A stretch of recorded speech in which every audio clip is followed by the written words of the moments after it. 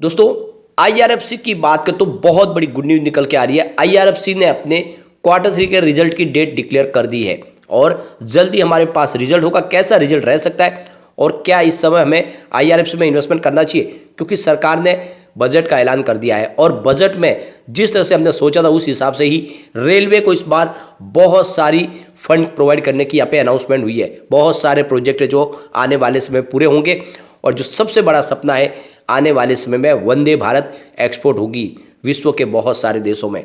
तो बहुत सारा निवेश रेलवे में होने वाला है। तो क्या ऐसे में हमें आईआरएफसी में इन्वेस्टमेंट करना चाहिए?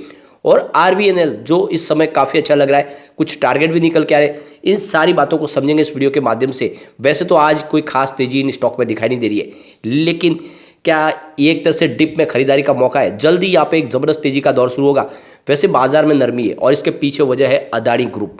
अदानी ग्रुप के ऊपर एक के बाद एक बहुत सारी मुसीबतें आ रही है। आप ये देख ही सकते हो कि कल हमने देखा कि क्रेडिट स्विस ने उनकी जो वैल्यू थी उसको जीरो किया, एक तरह से कहा कि हम आपकी सिक्योरिटीज़ को नहीं स्वीकार करेंगे। और आज आप देखें तो यहाँ पे सिटी ग्रुप ने भी कहा है कि हम अदानी ग्रुप के सिक्योरिटीज़ के एवज में लोन प्रोवाइड नहीं करेंगे, यानी उन्होंने भी इनके शेयरों की कीमत एक तरह से देखें तो जीरो कर दी है। तो काफ़ी बड़ी प्रॉब्लम हुई है। और अगर अदानी ग्रुप के ऊपर आपको सारी की सारी जानकारी डिटेल में चाहिए तो ऑलरेडी हमने अदानी ग्रुप के ऊपर वीडियो बनाया जिसमें आपको सारी जानकारी मिल जाएगी। अदानी ग्रुप ने भी एक बहुत बड़ा डिसीजन लिया है, क्या है वो डिसीजन और आने वाले समय अदानी ग्रुप के शेयरों का क्या हो सकता है, वो सारी जानकारी आपको इस वीडियो में मिल जाएगी। तो जाके आपको वीडियो जरूर देखना चाहिए। अब हम अगर आईआरएफसी की बात करें तो स्टॉक की शुरुआत 31.50 पर हुई, यानी जहां पे कल की क्लोजिंग थी वहीं पर शुरुआत हुई। इंट्राडे का 31.25 का लो भी है, यानी हमने गिरावट भी देखी, और हाई 32.45 का है, यानी 32 से स्टॉक में प्रॉफिट बुकिंग शुरू हुई। स्टॉक फिर नीचे की तरफ आया, फिलहाल 31.60 पर है जहाँ पे 0.32% की तेजी देखने को मिल रही है। तो आईआरएफसी के लिए तो काफ़ी अच्छी गुड न्यूज है कि हमने बजट में ज़बरदस्त अनाउंसमेंट हुआ है, लेकिन इस समय बाजार के लिए सबसे बड़ी प्रॉब्लम अदानी ग्रुप है और उस वजह से सभी दूसरे स्टॉकों भी दबाव में जाते हुए दिखाई दे रहा है। आज वॉल्यूम थोड़ा सा कम है, कल काफ़ी भारी वॉल्यूम होता है बजट के ऐलान के बाद। आप देखें तो पिछले एक महीने पहले इसका 5 करोड़ का वॉल्यूम था, 1 करोड़ की डिलीवरी उठाई गई थी। 1 वीक पहले 5 करोड़ का वॉल्यूम था, 1 करोड़ की डिलीवरी उठाई गई थी। और कल 9 करोड़ का वॉल्यूम था, 2 करोड़ की डिलीवरी उठाई गई थी। कल ज़बरदस्त वॉल्यूम था, आज फिर से वॉल्यूम थोड़ा सा कम है। अभी लगभग 2:30 बजे के आसपास का टाइम है और आप देख सकते हो आज 2 करोड़ का वॉल्यूम हुआ है। यहाँ पे सबसे जो बड़ी अपडेट है, आईआरएफसी ने अपने क्वार्टर 3 के रिजल्ट की डेट डिक्लेयर कर दी है। तो यहाँ पे डेट हमारे सामने आ चुकी है। इसी महीने की 13 तारीख को हमारे सामने रिजल्ट होगा, यानी 13 फरवरी 2023 को कंपनी अपना रिजल्ट डिक्लेयर करेगी। साथ में पिछले 3 क्वार्टर जो 9 महीने के रिजल्ट है वो भी साथ में बताया जाएगा। तो कैसी संभावना रहेगी इस बार वो जानने की कोशिश करेंगे। वैसे अगर आप देखें तो पिछले कई समय से लगातार रिवेन्यू बढ़ रहा है और आशा करेंगे इस बार रिजल्ट पिछली बार से भी शानदार हो सकता है। अगर हम इनके रिवेन्यू की बात करें तो सितंबर 2021 में 4690 करोड़ का रिवेन्यू था, जो दिसंबर में बढ़ के 5096 करोड़ तक पहुंच गया और मार्च क्वार्टर में ये 5930 करोड़ तक पहुंच गया। जून में थोड़ी सी कमी आई और रिवेन्यू 5627 करोड़ के आसपास रहा, लेकिन सितंबर फिर से रिवेन्यू बढ़ के 5810 करोड़ तक पहुंचा। तो चाहे आप ईयर ऑन ईयर बेसिस पे देखें या क्वार्टर ऑन क्वार्टर बेसिस पे देखें तो रिवेन्यू बढ़ा है। ये एक बहुत बड़ा पॉजिटिव ट्रिगर। इस बार लग रहा है कि रिवेन्यू इससे भी शानदार हो सकता है। प्रॉफिट को देखें तो सितंबर 2021 में 1501 करोड़ के आसपास का प्रॉफिट था। दिसंबर में ये बढ़ के 1594 करोड़ तक पहुंच गया, लेकिन मार्च में थोड़ी सी प्रॉफिट में कमी आई, 1493 करोड़ का प्रॉफिट, जो जून में बढ़ के फिर से 1660 करोड़ तक पहुंच गया और इस सितंबर में 1714 करोड़ के आसपास प्रॉफिट रहा है। तो ये आप देख सकते हो ईयर ऑन बेसिस पे देखें या क्वार्टर ऑन क्वार्टर बेसिस पे देखें तो प्रॉफिट में भी अच्छा खासा इजाफा हुआ है।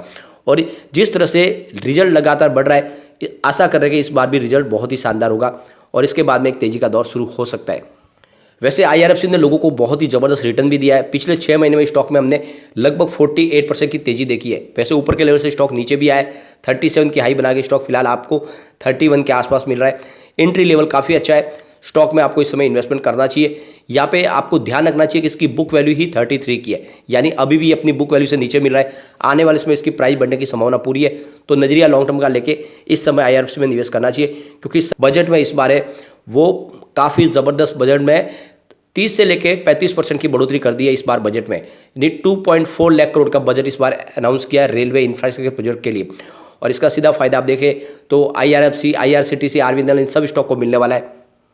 अब यहाँ पे देखो इस मौके पे बोनांजा पोर्टफोलियो के रिसर्च एनालिस्ट जितेंद्र उपाध्याय का कहना है कि सरकार के इस बड़े बजट के बाद यानी 2.4 लाख करोड़ का जब जबरदस्त भारी भरकम बजट ऐलान किया है रेलवे के बाद, उसके बाद देखें तो टीटागढ़ वैगन, इसके अलावा आईआरसीटीसी, आईआरएफसी, आरवीएनएल और इरकॉन सभी स्टॉक के अंदर तेजी बनी हुई है और यहाँ पे लोगों की अच्छी खासी खरीदारी भी हो रही है।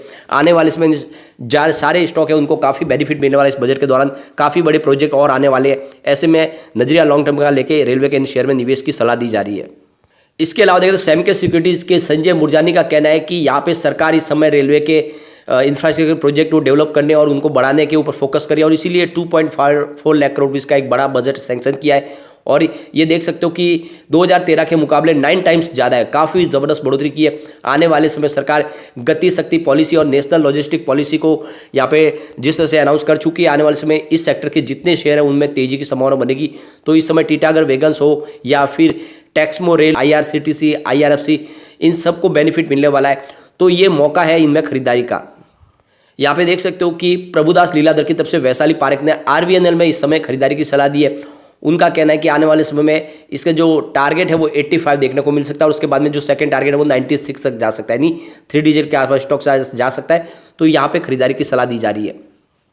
सबसे बड़ी बात है कि सरकार ने यहाँ पे करीब 500 नई वंदे भारत ट्रेन यहाँ पे लाने की यहाँ पे इस तरह से अपनी प्लानिंग कर ली है और 100% इलेक्ट्रिफिकेशन होगा सारे के सारे ट्रैक का और जितने स्टेशन है उनको रीडेवलप किया जाएगा। नहीं, बहुत सारे प्लान है यहाँ पे। सबसे जो बड़ी बात है कि आने वाले समय में वंदे भारत ट्रेन को एक्सपोर्ट भी किया जाएगा, यानी एक तरह से अब शुरुआत हो चुकी है और काफ़ी सराही जा रही है वंदे भारत दूसरे विश्व के देशों में भी इस टेक्नोलॉजी को, जिसके दम पे हमारी वंदे भारत ट्रेनें काफ़ी पॉपुलर हो रही है।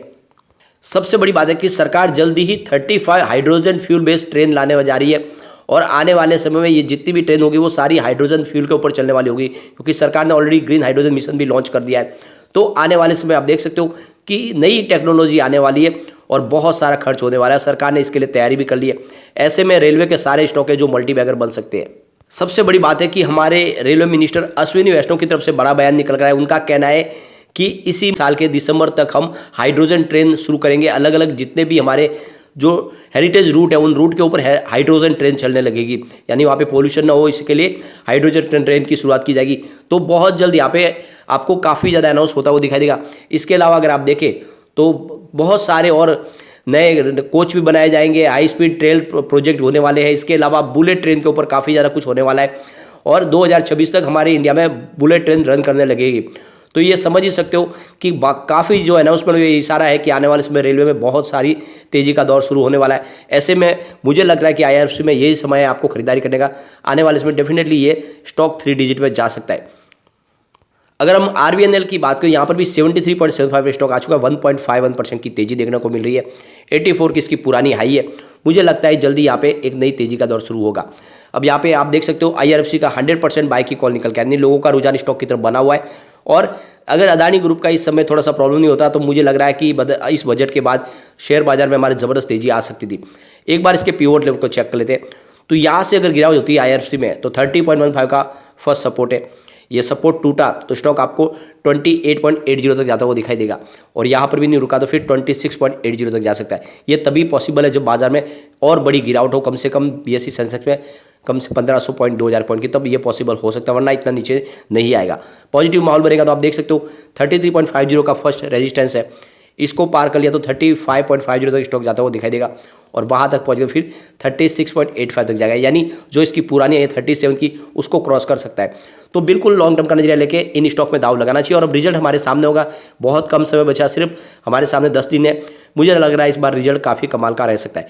लेकिन फ्रेंड, कोई भी इन्वेस्टमेंट करने से पहले अपने फाइनेंशियल एडवाइजर्स के बारे में ले ले या अपना खुद का रिसर्च करें, क्योंकि मैंने वीडियो आपके एजुकेशनल पर्पज़ के लिए ही बनाया। वीडियो पसंद आए तो लाइक शेयर जरूर कीजिए और चैनल को सब्सक्राइब कर दीजिए। Thank you friend.